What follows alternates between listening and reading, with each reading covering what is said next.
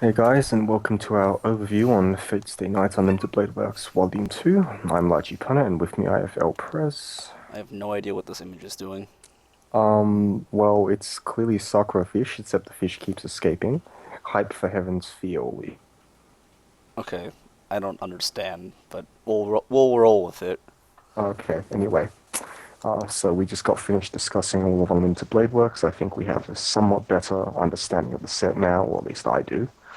And I think I'm in a position where I can say what my favorite cards in each color are and where I think the set will sit after everything is said and done. Okay, so I think honestly, Master Deck got probably the best goodies, followed by Deck, as is per usual in my mind. I think Rin and Archer got a pretty big revamp. I think Ren Archer improved a lot, but I think Master got some really Mas- good cards actually. Master.deck, yeah, got some really good cards and changed the deck composition to the point where it's more in line with modern decks. And then I think Deck getting that 1-0, a playable Brainstormer that clock swaps and color, and 1-0 vanilla counter is actually super good and a very good early play for the deck. I think Deck got a lot of goodies. Yeah, I think the early play heal and probably the brainstorm and the vanilla, like what you said, it got a lot of good stuff. Rin and Archer, I'm not quite sure how the build will look because I haven't exactly theory crafted or anything, but I will soon, I guess. I've got friends who have the deck and who want advice on it. Colored Bolg seems like a perfectly playable build around me, I and I think if think that you don't have access to Old Archer, or even if you do, I'm still tempted to say just Calibol is probably a really good way to go right now. hmm, Because it Calibol lets is you grab your Rin very Archers. rough. So, Hmm. that said, Fate has yet to get a finisher on the level of Rin and Archer. OG Rin and Archer, of course. I agree, but that card was ridiculous to begin with, so it's very difficult to really say anything about that. It heals and on attack burns on a +2 soul climate. Who thought that was okay? Bushiroad. Yami. Um, Bullshit troll. No, this was 2008. this was before Yami, and it still This was holds up as one of the best finishers ever printed. this was before shit like Persona 4 Extra. This was before a lot of things, Yes, it was. and it still I holds up think as one of the best finishers ever printed. So it's like it is something to be said about the card. yeah. But all in all, I think the Master deck got some good stuff. It's got a good blue level one lineup now, Yep. and it continues to have all of its other goodies. It's Gandia Shooter. I think your level 1 game in Master is probably gonna be red blue. It's going to be no main blue with like some red, I I'm guess. saying red blue, not saying like main focus on red, but I mean like I don't even think red does anything except be Gandia I Shooter think the and Gundir Gates. shooter is really good when you're also running the 2-1 early play Ilya. But at that point, do you still run the +2 soul Renanacha? Yes. I don't know why you wouldn't. Because then you have eight 2 soul triggers. Be a man. I guess. I think at that point it might actually be better to. I don't even know. I don't think Renanacha is objectively better than the new Renanacha in that deck, The new but Rin I do Archer think is trying to get people to stop talking about the old Rin Archer. the new Rin and Archer might be better in the Master deck, but it's definitely not better in the Rin Archer Rin and deck. Archer deck because that deck can both. It now has a bunch of things to let it manage its issues with hand size and filtering, and it can get Rin and Archer to hand very easily now. Not that it was hard before.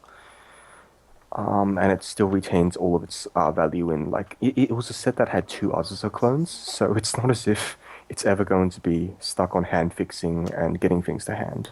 Yeah. So, um, I think So that's a I think pretty the good biggest overview. winners are, yeah, like I don't know which deck is the best. Rider's still as one track as always, but that's not a bad thing. I don't Riders is think like an the interesting thing though. Like Riders as a deck has always been like a metagame call in that the more you expect people to be relying on level 1 mm, advancing engines, the better Rider deck gets, right? oh, Because so that if there's 9k no power level wind, was like super ridiculous. as long as there's no wind. Yeah, also wind triggers make that sad, which is like when playing terraformers, it's a little bit better against wind triggers in particular because you don't suddenly get completely wrecked for it. Mm-hmm. No, that's fine. Uh, because your bonders are also the thing that give it power. So yeah. No, I think yeah, in the end the best decks probably won't be the master deck. The master deck is neat, and I think Ilya is great. I think I'm inclined to say that Red and Archer is still a stronger deck than Master.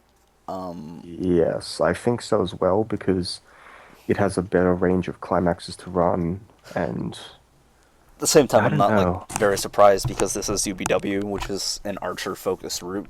Um, I'm really trying to figure out whether or not trying to figure out the level one lineup. Do you run the stock soul? Do you run whatever?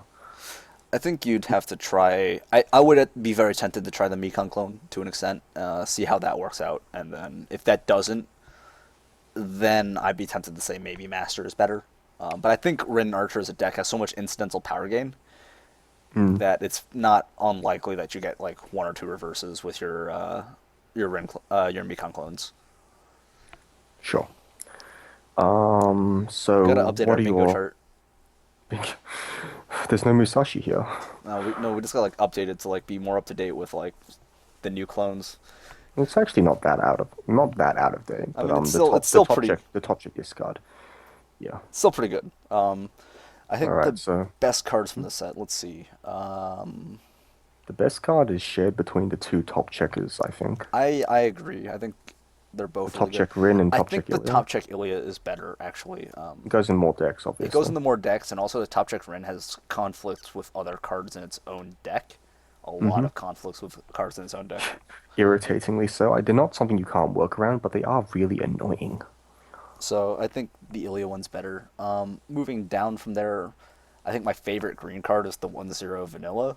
That just I think says so as well. lots I of think can't side attacks. that definitely changes the Archer's field more than anything else Rider. that green has introduced. Yeah, Rider, sorry. Definitely has. And like I don't that's my third best card in this set. I think the second best is actually just the 1/0 Ilya. I think I would agree. I think that Ilya free on attack pluses are great, Mm-hmm. especially in a set with that can turn any card into any other card, Yeah. which is great because who knows, like alchemy, ha ha ha. Mm-hmm. You just kind of, you know, it's like you're transmuting it under an Avon Mind Sensor. I don't know. Yeah, no, I think it's fine. I think that the Ilya is still underrated and will continue to be underrated, primarily because one, Yute is bad at valuing things, and people like even I recommend going off Yute prices. It was in one of my older articles. And two, people aren't accustomed to playing blue for Masters anymore because Kire just kind of sucked. But we'll see. Like I'm not an expert on Fate, but that's how I see it turning out. Yeah, I think Ren Archer is probably still a stronger overall deck. Hmm. I I think think yellow so is as well. probably the worst color of the set. That's because Gilgamesh was given absolutely no love, and he had like six, He had more seven, than six. eight. He was like a third of yellow. No, no, like this. I'm just talking about the completely unplayable cards. Oh, he had like one playable card, which was the 2/1, maybe burn a One, lot. one remotely playable card, and then like one card which relies on you playing unplayable cards to be good. It's all sorts of problems. I don't know. It Ugh. seems UBW2 is like as a set That being said, unimpressive. I think it's low impact, honestly speaking. Yeah, it's just unimpressive because even though it updates all of the sets to a decent power level, it doesn't bring any haymakers to the table. It just brings some more utility to a set that already had two Azusa clones and all sorts of good utility at level zero, including like a Taketsubo for one deck, Clock Encore, salvage hand fixing brainstorms. Like had a bunch of stuff that UBW2 gave it, and all in is like a few more little fringe extras. Yeah. So I think it's a very unimpressive set. Which is like kind of a trend for the more recent sets for that Boucher. I think nothing particularly impressive. No, I think Dog Days and Symphogear were both pretty Dog decent. Days was pretty good. Not Dog Days, Symphogear. I think Dog Days was okay. Dog Days was fine, had a clock kick. Uh, Whereas here we just kind of have a lot of cards which show Bushiroad is trying to throw a bone to English players, but Japanese players will be like, ugh, why am I playing this? It goes against my old great cards. Exactly. And that's just irritating. Hmm. Regardless, I think we can kind of just end by saying that this deck, no, this series has been boosted slightly, but not to such a degree that I think it'll make waves in the meta for any reason other than the fact it is a new set that the Japanese will want to test. I think Red Dot deck is getting really close to being really, really good as opposed to just good. Um, I think I, the day Heaven's Feel comes out is the day that the new meta build becomes Red Dot deck. I think that Rider deck is, like you said, still a meta call because Right it's not now, really it's still a something. medical, and I I think it. wouldn't confidently take that into like a regionals or anything bigger than that and think, well, I'm going to just crush everybody because I have good matchups all day. I don't think that's the case. I think you have to run fairly hot, not trigger too many climaxes, and just be kind of lucky with Rider Dot deck because you can still get screwed out of your twins. Yeah, and I think it's really close to being there. I think if you wanted a more consistent Rider Dot deck, Terraformers is always going to be more consistent at getting done what it want, like getting Hmm. its field set up, just by nature of like having a searchable target as opposed to a not searchable one. Yeah. But then Terraformers also doesn't necessarily always sit at 9K because sometimes you want different cards in your back row. Hmm. So ultimately, Metacalls. I feel like it's a Metacall deck. I think it's very close to being like a good meta, or not a meta deck. It will never be a meta deck because it doesn't have the traits that a meta deck has. But like a very good deck in the current meta, always basically like a deck that you would feel confident bringing to a regional. I think it's very close to being that. Yeah. No, that's fair. I think it needs a little bit more. I think it needs a little bit more consistency. I think it needs a little bit more help getting twins. Once it gets that, Yeah. it's there. So I don't think that anything from UBW2 is just going to crush the meta, and for that reason, I advise prospective Fate players to probably just buy singles, to be honest. I wouldn't buy any boxes. I don't think anything is particularly chase worthy, unless you want Yeah, signs. no. Unless you All the want good signs, cards, obviously. all the good cards on even then singles are probably better. All the best cards are rare and double rare. Yeah. And, oh, there are a couple good commons, I guess. Some of the events are all uncommon, Hmm. so that's fine. If I had to update its tier list placing, I don't think it would really change. I don't think it changes at all. I think it just changes the build a little. Yeah, It goes from being like an A minus to maybe an A, I I think it still guess. sits in A minus for the most part. Do we? I don't even think we had. I don't think we have an A minus rating. More like just an A to A, slightly higher in A. Slightly higher into A. I don't know. Yeah. My benchmark for an A set is always going to be Terraformers. Yeah, no, that's fair. As a set that like Um, has everything but doesn't necessarily excel. yeah. So it's very Yeah. similar along those lines too. And on that note, I think we've basically said all we need to say. The set is still quite capable and sits in the A tier comfortably. Hype for Heaven's Feel, Every Day Until You Like It, Suckerfish, and yes, I promised fewer memes, but I lied. Moon people are tempted to lie. All right. And with that, I think that's the end. Well, thank you for listening to our Unlimited Blade Works 2 cast, and we'll see you fairly shortly for Abyssals.